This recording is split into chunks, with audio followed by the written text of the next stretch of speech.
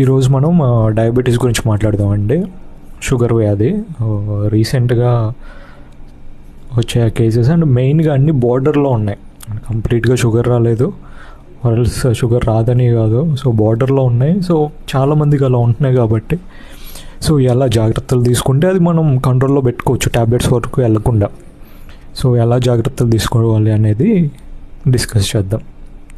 మెయిన్గా అసలు షుగర్ వచ్చిందని ఎప్పుడు అంటామంటే, మన fasting blood sugar more than 126 ఉండాలి, and random blood sugar more than 200 ఉండాలి, ఆర్ ఎల్స్ హెచ్బిఏవన్సీ మోర్ దాన్ 6.5 ఉంటే కంప్లీట్గా ఇంక షుగర్ వచ్చినట్టు.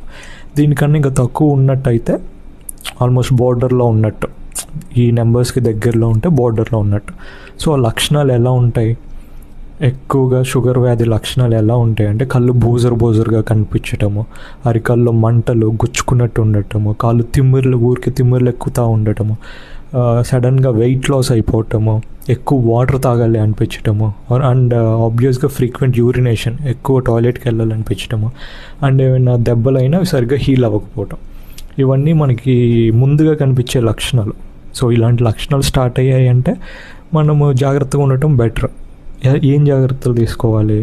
ఎక్కువ ఈ కూల్ డ్రింక్స్ కానీ పాలు పెరుగు వల్ల కూడా షుగర్ పెరుగుతుంది, అవన్నీ తగ్గించుకోవాలి. కూల్ డ్రింక్స్ ఆపేయాలి, స్వీట్లు ఆపేయాలి, ఫ్రూట్ జ్యూసులు, ఇంకా వైట్ రైస్ బదులు ముడి బియ్యము, ఇంకా జొన్నలు రాగులు అవి తింటూ ఉంటే మనకు షుగర్ కంట్రోల్లో ఉంటుంది. సో ఈ జాగ్రత్తలు తీసుకొని మనం ఇంకా రిస్క్ ఫ్యాక్టర్స్ ఏంటిది? ఓవర్ వెయిట్గా ఉంటారు కొంచెం, ఓవర్ వెయిట్ ఒబేసిటీ ఉన్న వాళ్ళకి షుగర్ వచ్చే అవకాశం ఉంటుంది.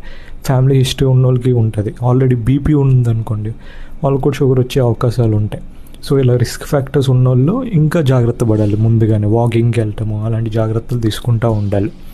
తీసుకొని జాగ్రత్త పడితే మనం డయాబెటీస్ రాకుండా ముందే కంట్రోల్లో పెట్టుకోవచ్చు.